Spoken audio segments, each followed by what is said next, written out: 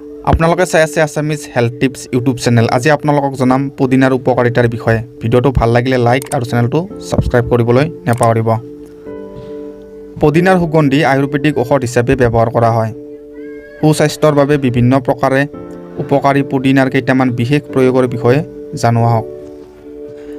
চালাডত পুদিনাৰ পাতৰ প্ৰয়োগ কৰাটো স্বাস্থ্যবৰ্ধক। যদি সদায় পুদিনাৰ কেইটামান পাত চোবাই খাব পৰা যায় তেন্তে দাঁতৰ বিষ, দাঁতৰ আলুৰ পৰা তেজ ওলোৱা, পাইৰিয়া আদি ৰোগৰ পৰা হাত সাৰিব পাৰি।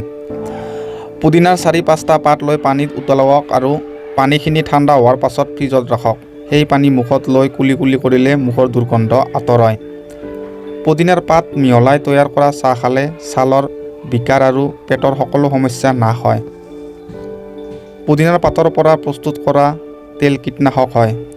এই তেল ঘৰৰ চাৰিওফালে ছটিয়ালে মহ, মাখি, পৰুৱা আদি পলাই যায়। এটা গামলাত পানী লৈ সেই পানীত কেইটোপালমান পুদিনাৰ তেল মিহলাই তাত ভৰিকেইটা ৰাখি থ'লে ভাগৰ নোহোৱা হয়। পুদিনাৰ পাত পিহি তাৰ প্ৰলেপ মুখত লগালে বা তাৰ ভাপ ল'লে শালমইনা, বিভিন্ন দাগ, মুখত পৰা বৰ্ধিত বয়সৰ ছাপ আদি নোহোৱা হয়। হঠাতে পেট বিষ হ'লে পুদিনাৰ সজীৱ ৰসৰ লগত আদা আৰু সৈন্ধৱ লৱণ মিহলাই সেৱন কৰিলে ভাল হয়। যদি কাহ হয় তেন্তে পুদিনা মিহলাই তৈয়াৰ কৰা চাহৰ লগত অকণমান নিমখ দি খালে আৰাম পোৱা যায়।